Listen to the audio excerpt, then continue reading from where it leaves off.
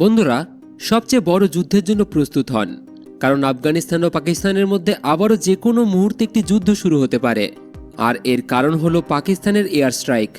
হ্যাঁ, পাকিস্তান আবার আফগানিস্তানের উপর এখনও পর্যন্ত সবচেয়ে বড় বিমান হামলা করেছে। আর তারা শুধু একটি জায়গায় আক্রমণ করেনি, তারা আফগানিস্তানের কুনার অঞ্চল, খোস্ত এবং পাকতিকায় আক্রমণ করেছে। এছাড়া আফগানিস্তানের যেসব এলাকা পাকিস্তান সীমান্তের কাছাকাছি ছিল সেখানেও পাকিস্তানের বিমান বাহিনী ব্যাপক বোমা বর্ষণ করেছে। আর ফলস্বরূপ কি হয়েছে আপনারা নিজেই স্ক্রিনে দেখতে পাচ্ছেন। এখনো পর্যন্ত পাওয়া রিপোর্ট অনুযায়ী 10-এরও বেশি শিশু মারা গেছে, অর্ধেক ডজনেরও বেশি সাধারণ মানুষ নিহত হয়েছে। এছাড়াও কিছু তালেবান যোদ্ধা নিহত হওয়ার খবর রয়েছে। এবং আপনি বিশ্বাস করুন, এই মুহূর্তে পাকিস্তানি সেনাবাহিনীর পা থরথর করে কাঁপছে, কারণ এর আগে পাকিস্তানের পেশাওয়ারের ভিতরে তাদের সেনা সদর দপ্তরে হামলা হয়েছিল এবং এই হামলাটি গভীর রাত পর্যন্ত চলেছিল। অবশ্য গভীর রাতে পাকিস্তানি কমান্ডোরা কোনোভাবে হামলাকারীদের নিকেশ করতে সক্ষম হয়, কিন্তু ক্ষয়ক্ষতি অনেক বেশি হয়েছিল।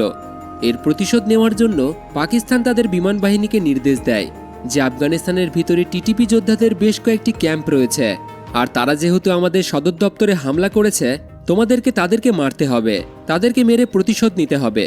কিন্তু পাকিস্তানি বিমান বাহিনী আফগানিস্তানের ওপর নির্বিচারে বোমা বর্ষণ করেছে এবং বিশেষ করে বেসামরিক এলাকাগুলিকে লক্ষ্য করে বোমা বর্ষণ করেছে, যার ফলে বিপুল সংখ্যক সাধারণ মানুষের জীবনহানি ঘটেছে।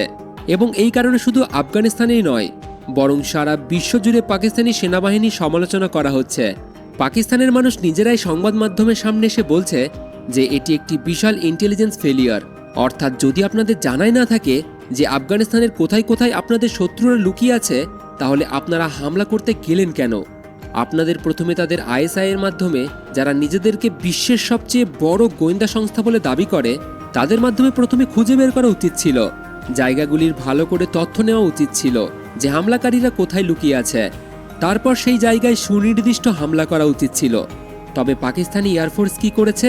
সাধারণ মানুষের ওপর বোমা ফেলে চলে এসেছে এবং এর ফলে আফগানিস্তানে পাকিস্তানি বিরোধী মনোভাব আগের থেকে আরও বেড়ে গেছে। ছোট ছোট শিশু থেকে শুরু করে বয়স্ক মানুষ পর্যন্ত পাকিস্তানকে ঘৃণা করছে, এমনকি তালেবান তো বটেই।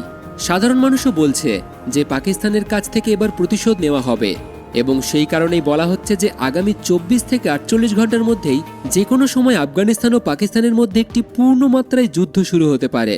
কারণ তালেবান ইতিমধ্যেই অনেক যোদ্ধা এবং মার্কিন সেনা দ্বারা ফেলে যাওয়া কয়েক বিলিয়ন ডলারের অস্ত্রশস্ত্র পাকিস্তানের সীমান্তে মোতায়েন করে রেখেছে এবং এর পাশাপাশি গত 6 থেকে 7 ঘন্টায় আরও অতিরিক্ত তালেবান যোদ্ধা পাকিস্তানি সীমান্তে পাঠানো হয়েছে। অর্থাৎ যে কোনো মুহূর্তে যুদ্ধ শুরু হতে পারে এবং এই কারণেই পাকিস্তানি স্থলসেনার পা কাঁপছে যে আমাদের বিমান বাহিনী এমন কাণ্ড ঘটিয়ে এসেছে, এর মূল্য আমাদের নিজেদের জীবন দিয়ে দিতে হবে। কারণ আপনাদের মনে আছে যে 1.5 মাস আগে পাকিস্তান এমনই একটি হামলা করেছিল আফগানিস্তানের উপর। সেটি তো শুধু 2টি জায়গায় করা হয়েছিল এবং তাতে মরেছিল সামান্য 3 থেকে 4 জন আফগানি বাসিন্দা। এর প্রতিশোধ কিভাবে নিয়েছিল আফগানিস্তান সেটা পাকিস্তান ভালোই জানে, আর আপনারাও হয়তো সেটা দেখেছেন। পাকিস্তানি সেনাবাহিনী সীমান্ত ছেড়ে পালিয়ে গিয়েছিল, তবে এবার তো তারা 3 থেকে 4 গুণ বড় হামলা করে এসেছে, অর্থাৎ তালেবানও অনেক বড় প্রতিশোধ নেবে। এখন ভারতেরও সতর্কতা অবলম্বন করা উচিত। সতর্কতা বলতে, যখন আফগান যোদ্ধারা প্রতিশোধ নিতে পাকিস্তানের উপর হামলা করবে, তখন পাকিস্তান তাদের কিছুই করতে পারবে না, না ভালোভাবে তাদেরকে আটকাতে পারবে, না তাদের সাথে টিকে থাকতে পারবে। আর এমন পরিস্থিতিতে পাকিস্তান কোথায় যাবে সেটা সবাই জানে, আর সেটা হলো আমেরিকা। আমেরিকা সন্ত্রাসদের বিরুদ্ধে লড়াই করার জন্য তাদের কোটি কোটি ডলারের সাহায্য দিতে পারে, অত্যাধুনিক অস্ত্রও দিতে পারে।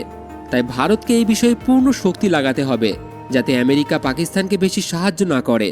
আর যদি করেও, ভারত যেন বিশ্বজুড়ে তার বিরোধিতা করে এবং প্রকাশ্যে এর বিরুদ্ধে দাঁড়ায়। তবেই আমেরিকা থামবে, নইলে কোটি কোটি ডলার পাকিস্তানে যাওয়া নিশ্চিত। হতে পারে আমেরিকা F-16 জন্য ক্ষেপণাস্ত্রও দিতে পারে। আর এইসব অস্ত্রশস্ত্র শুধু আফগানিস্তানের বিরুদ্ধেই ব্যবহার করা হবে না, এগুলো ভারতের বিরুদ্ধেও ব্যবহার করতে পারে পাকিস্তান। তাই এমন পরিস্থিতিতে আমাদের খুবই কঠোরভাবে সতর্ক অবলম্বন করা দরকার। আমরা আমেরিকাকে এর থেকে যত দূরে রাখতে পারবো আমাদের জন্য ততই ভালো। অবশ্য আপনারা যদি একটু ভেবে দেখেন, আমেরিকা যদি পাকিস্তানকে সাহায্য না করে, এটি আমাদের জন্য খুব ভালো একটি বিষয়। কারণ এই দুটি দেশের মধ্যে যত বেশি লড়াই হবে, ভারতে তত বেশি সুবিধা হবে। কারণ একদিকে আফগানিস্তানে এখন পাকিস্তান বিরোধী মনোভাব বেড়ে উঠেছে, আর যত বেশি আফগানিস্তানি পাকিস্তান বিরোধী হবে, ততই তারা ভারতপন্থী হতে শুরু করবে। অর্থাৎ পাকিস্তান তার কাজের মাধ্যমেই আফগানিস্তানকে স্বয়ংক্রিয়ভাবে ভারতের পক্ষে ঠেলে দিচ্ছে।